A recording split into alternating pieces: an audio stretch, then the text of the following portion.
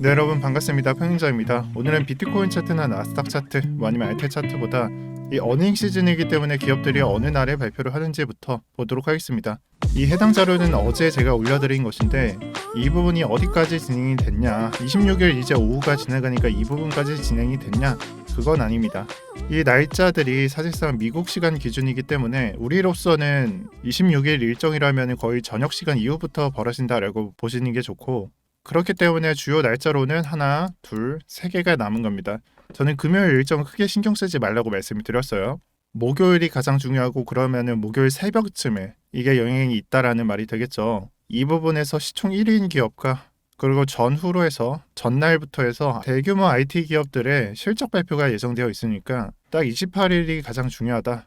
그리고 그 전에도 중요한 것은 알파벳도 있고 마이크로소프트 등 주요 기업들의 발표가 예정되어 있으니까 굉장히 중요한 날이다라고 봤었습니다. 그래서 지옥주가 다른 의미가 있는 게 아니라 이게 어닝 시즌이고, 대부분이 예상하고 있는 것은 어닝 서프라이즈보다 어닝 쇼크를 예상하고 있다. 즉 실적 발표상 좋은 수치가 안 나온다라는 것을 예상을 하고 있고, 지금 현재는 26일자 데이터를 대기하고 있습니다. 아직 발표가 안 났어요. 그래서 아까 봤었던 마이크로소프트, 그리고 알파벳이라고 나와 있는 구글, 또 밑으로 내려보면은 코카콜라, 맥날 이런 것들이 있고요. 정말 여러 가지 기업이 있지만 굵직굵직한 기업만 여러분들 보셔도 됩니다. 그래서 아마 제가 예상했을 때는 26일, 27일, 28일 이 일정이 진행되지만 화요일은 그냥 수요일로 보는 게 좋고, 수, 목, 금 해서 이 불확실성에 달려있는 요소들이 예정이 되어 있다고 보시는 게 좋아요. 실질적으로 FOMC 이후의 일정들이라고 적어놓은 것도 28일 03시에 예정이 되어 있으니까 아마 가장 장이 크게 흔들리고 정말 예측이 안 되는 장은 이 중간 날짜일 때 싶습니다. 그래서 한국 날짜로 보면은 28일 새벽부터 거의 저녁까지는 여러분들께서 차트를 안 보는 게 더 좋을 거다라고 보고 있어요. 이 뉴스들을 확인하고 비트코인의 차트를 보도록 하겠습니다. 저는 비트코인의 하락이 어제자 하락과 그리고 오늘자 하락이 좀 다르다라고 생각을 합니다. 어제자의 하락은 나스닥의 하락을 동반한 하락은 아니었고, 오늘자의 하락은 나스닥의 하락을 동반한 하락이었다라고 말하는 것과 같습니다. 자, 그러면은 어찌됐든 간에 비트코인이 하락하고 뭐 다를 게 없지 않냐라고 생각을 하실 수 있는데, 남은 지지선을 한번 확인을 해보세요. 나스닥 차트에서 12.2K 부근이 현재가랑 그렇게 차이가 나지 않습니다. 앞으로 예상을 해봤을 때 나스닥 차트는 여기서 지지가 나온다라는 생각을 해볼 수도 있고, 아니면 떨어진다라는 생각을 해둘 수도 있습니다. 물론 이러한 차트를 만들어내는 것은 기업의 실적에 따라서 어닝 쇼크가 미친 듯이 나온다면 떨어질 수도 있고, 그게 아니라 우리의 예상과는 별개로 잘 나온다면 올라갈 수도 있습니다. 하지만 차트에서 확인을 하다시피 사람들이 갖고 있는 생각, 컨센서스라고 하는 그런 것들은 이미 어닝 쇼크를 예상을 하고 있고, 실질적으로 발표가 나는 대로 떨어질 수도 있다라고 말씀을 드릴게요. 만약에 떨어지면 어떻게 되냐? 이 선은 강력하게 지지가 될 거예요. 하지만 매도 매물이 쏟아지게 된다면 이건 뚫린다라고 보셔도 좋습니다. 그래서 비트코인의 이 하락세를 경험할 때 비트코인은 무조건 내려가게 되어 있습니다. 그 수치로서 제가 지켜야 하는 선들을 말씀을 드릴게요. 캔들의 형태로서 21선과 만나는 부분이 지금 현재입니다. 그렇기 때문에 지금은 매수를 하셔도 돼요. 왜냐? 우리가 그리는 그림이 5일선의 그림이 이런 식으로 저점이 높아지는 상승을 기대하고 있고, 그리고 이 부분에서 발생을 하는 것은 어제자에서 21선을 타고 가는 흐름이 이런 식이 될 수도 있고, 아니면 조금 깨고 올라갈 수도 있다. 즉 추후 흐름에서 이 그림에서 이런 식으로 깨고 올라갈 수도 있다. 그러면 저점 지켜준 것이니까 상승 관점 유효하다라고도 볼 수가 있어요. 자, 그럼 이것을 지켜내는 가격이 어떻게 될까요? 여러분들 정말 헷갈리시겠지만 가격적으로는 말씀을 드릴 수가 없어요. 왜냐? 이동평균선은 평균값에 대비해서 그려지는 차트이기 때문이에요. 하지만 캔들로서는 말씀을 드릴 수가 있어요. 캔들로서는 저가 이탈을 절대 하면 안 되고요. 저는 주로 종가나 시가 이 부분을 확인하니까 19.3K 부분을 만약에 이탈을 하게 된다면 우리가 그리는 그림에서 이 그림 저가를, 이동평균선 저가를 이탈시킬 수도 있다라고 가정을 하겠습니다. 정석적인 입장에서는 그냥 종가를 확인하면서 이동평균선을 추산을 해서 이 그림이 바닥에 깔리고 그 다음에 상승을 할지 확인을 하는 게 가장 최선입니다. 하지만 그것은 평균값이기 때문에 가격적으로 확정을 지을 수가 없습니다.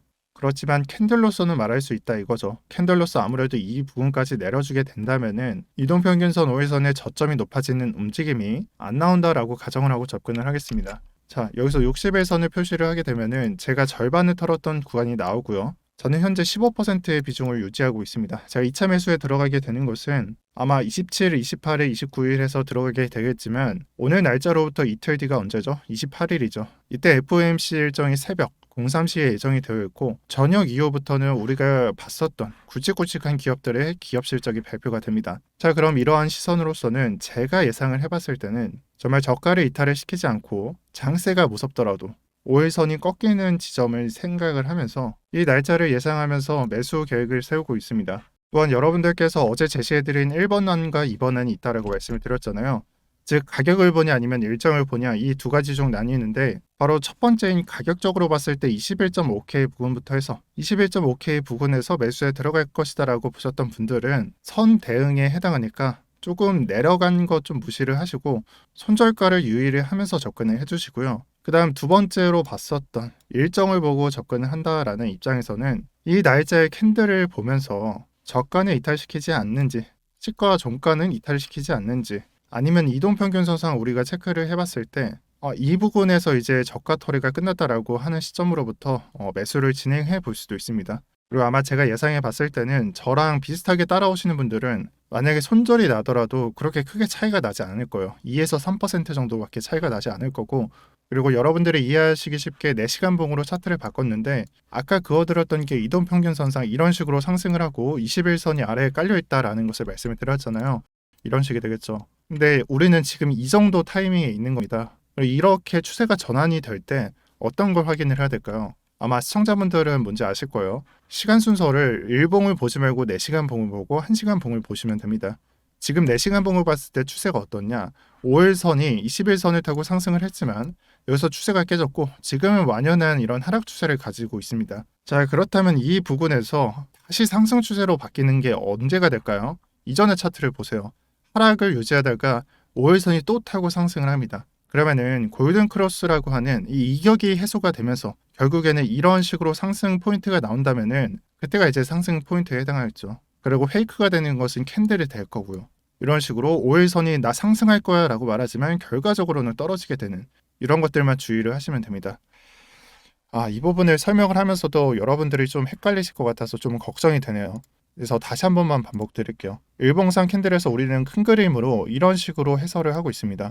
즉 이런 식으로 타고 올라가는 어떻게 보면 5일선이 21선을 타고 올라가는 그림 이런 그림인데 예상외로 이렇게 깨고 흘러갈 수도 있다라고도 볼 수가 있어요. 저점만 높여주면 되니까요. 근데 우리는 이 포인트에 해당하고 여기가 어디인지 모르니까 바로 시간을 좀 줄여서 4시간 봉으로 보라는 말이에요. 4시간 봉에는 추세가 뒤바뀌는 게 좀 더 민감도가 크게 들어가 있고 이 민감도가 크다는 말은 신뢰성이 좀 더 낮을 수도 있다는 말에 해당해요. 그렇기 때문에 조심해야 되는 것은 이런 페이크, 캔들로서는 있겠지만 이동평균선은 이런 식으로 낮아질 수 있는 그런 것들만 조심하시면 됩니다. 여기까지 한 번 더 반복을 드렸는데 이해가 안 되시는 분들은 댓글에 한번 적어주시고 정말 설명이 어렵다 싶으면 다음 영상에서 내일 영상에서 다시 촬영해 드릴게요.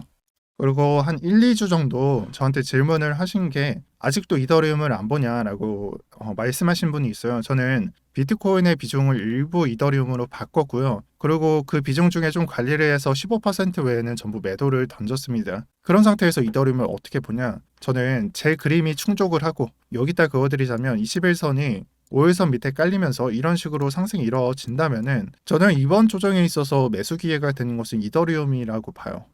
제가 이전까지 좀 저평가했었던 것은 셀시우스 문제나 업데이트 문제로 인해서 미친 듯한 하락이 나왔었고 반등도 크게 나오지 않았었어요. 하지만 지금의 차트를 보게 된다면은 그러한 이슈가 전부 손바뀜이 일어나면서 TVL 양도 쌓이고 관련 토큰도 잘 설명을 드렸었고 정말 좋게 보인다라고 정리를 했던 거로 기억을 해요.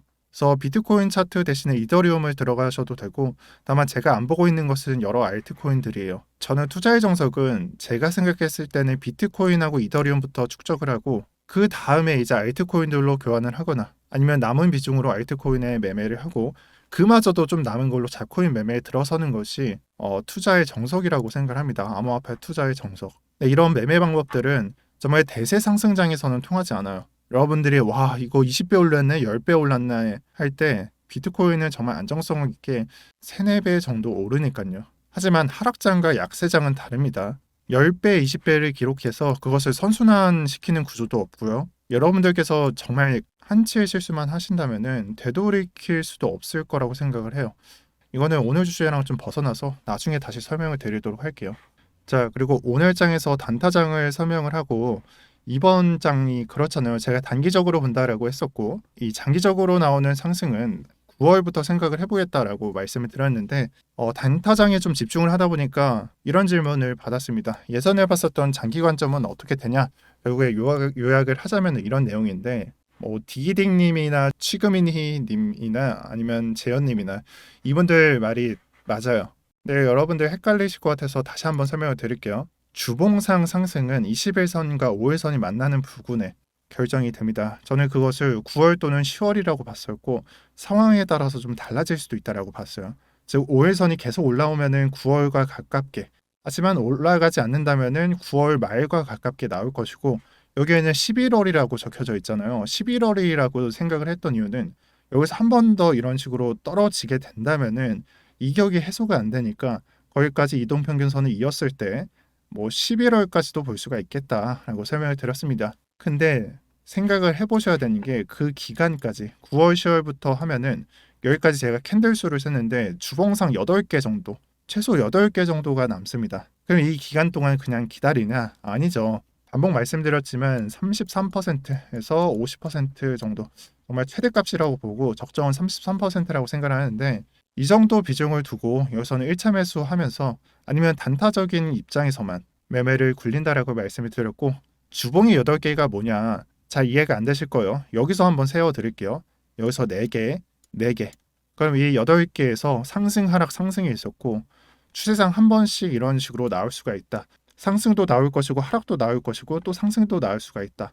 그래서 여기에 변동성은 무시를 못한다라는 내용이에요. 그러니까 단타적으로 먹을 수도 있는 부분이다라는 것이고요. 그럼에도 불구하고 8개를 이런 식으로 만들어주게 된다면은 이득을 낼 수가 없겠죠. 하지만 저는 충분히 이득을 낼 수 있다라고 봅니다. 아마 2주 동안 따라오신 분들은 그래도 이득을 내신 분들도 있을 거고 아니면은 좀 어려워서 이득을 못 내신 분들도 있을 텐데 어찌됐든 간에 정말 이득을 낼 수 없었던 장과는 별개로 단타적으로 먹을 수 있는 부분이 제공된다라고 말씀을 드릴게요. 그래서 원래 질문인 장기장은 폐지가 된 거냐? 아닙니다. 기다리고 있는데 단타장을 접근하고 있는 겁니다. 잊지 마세요. 이거는 정말 늦게 타더라도 100% 정도는 예상하고 접근할 수 있는 그런 구간이라서 정말 쉽게 보시면 안 됩니다.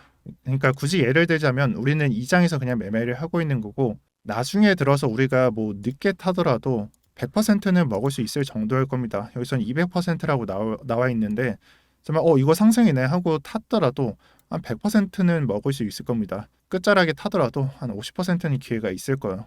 제가 좀 보수적으로 이 퍼센테이지를 잡은 이유는 갈수록 변동성은 낮아지기 때문이라고 말씀을 드릴게요. 자, 영상 마지막에는 오늘 영상에 대한 정리를 갖도록 하겠습니다.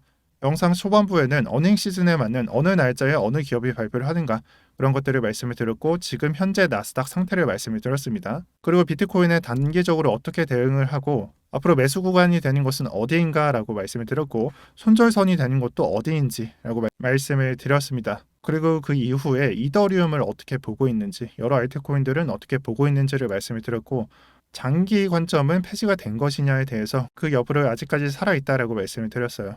자, 여기까지 정리가 됐으면은 우리는 앞으로 26일, 27일, 28일, 29일 중에 한국 날짜로 28일만 기다리시면 돼요. 28일 오전에 즉 이른 새벽에 FOMC 일정이 발표가 되고 장에 충격을 줄 것입니다. 물론 이 충격은 전날과 오늘과 같은 날에 선반영이 될 수도 있습니다. 하지만 28일이 그로 끝나는 게 아니라 저녁부터 해서 애플부터 아마존, 인텔 이런 IT 기업들의 발표가 예정되어 있고 왜 IT 기업이라고 말을 하느냐? 나스닥이 IT 기업을 뭉쳐놓은 것이기 때문이에요. 그럼 영향을 미치겠죠.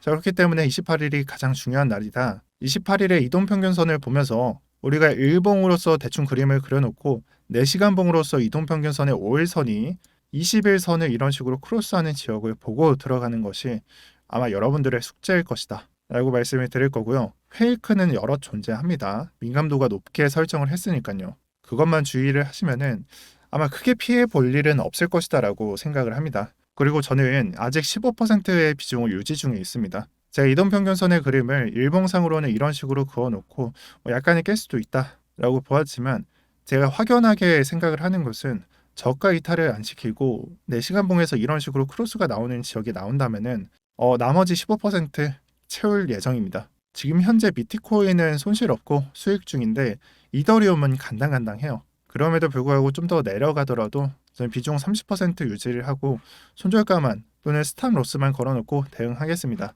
여러분들 여기서 지금 현재 추세선 전부 이탈을 시키고 하락세가 깊게 나오고 있어서 여러분들은 아마 추가 하락을 이런 식으로 염두에 두고 있겠지만 이게 추가 하락을 할지 여기서 테스트를 마치고 상승을 할지 상승하고 다시 하락을 할지 횡보하다가 하락, 횡보하다가 상승 이 여러 가지 아이디어 중에 어떤 것들이 나오는지 그 누구도 모릅니다. 그렇기 때문에 가장 중요한 것은 우리가 무슨 관점을 가지고 있고 이 관점이 깨지게 되는 것은 무엇인지 생각을 하는 게 가장 중요하다라고 말씀을 드릴게요. 자, 어제 영상에서 텔레그램 방에서 카카오톡 채널로 바뀌었어요. 그럼 이게 텔레그램 방이 제공이 되지 않는 거냐? 이런 건 아닙니다. 여기서 참여라고 적어주시고 저희 직원이 안내하는 방으로 들어가시면은 기존에 안내받았었던 텔레그램 방 외에 현재 웰시에서 전속으로 여기 뭔가 생략되어 있는데 전속으로 선물 트레이딩만 하시는 트레이더 방에 초대가 됩니다. 아마 제가 예상을 할 텐데 25일 제가 영상을 촬영을 하고 오늘 영상이 올라갈 때까지 여러분들은 제 관점을 기다리고 계시거나 얘는 어떻게 생각하는지 궁금해 하실 거예요. 근데 그러지 마시고 실시간 관점이 궁금하고 지금 현재장에 대해서 어떻게 생각을 하는지에 대해서 궁금하실 때는 링크를 누르시고요. 아마 모바일에서는 이거 좀 기다리시면은 카카오톡 채팅으로 연결이 되실 겁니다. 거기서 안내 받아가시면은 이 전속 트레이더가 관점을 공유하는 방에 입장을 할 수 있고 이 방은 제가 말씀드리지만 무료 서비스입니다. 그렇기 때문에 지금 장에 흔들리고 실시간 관점이 궁금하신 분들 사실 다 실시간 관점이 중요하잖아요. 이런 장에서는 도움 받아가시라고 말씀을 드릴게요. 네, 쉽지 않은 장입니다. 저도 이 실적 발표가 어떻게 날지도 저도 모르기 때문에 굉장히 주목하고 있는 그런 장이고요. 좀 기다리시면서 이런 것들이 발표되고 또 실시간 장에 영향을 미칠 테니까 여러분들은 이번 장에서 크게 무리하지 마시고 그냥 제가 시황 본 대로 따라와 주셨으면 좋겠습니다. 영상 시청 감사드립니다. 오늘도 평경장이었고요. 감사합니다.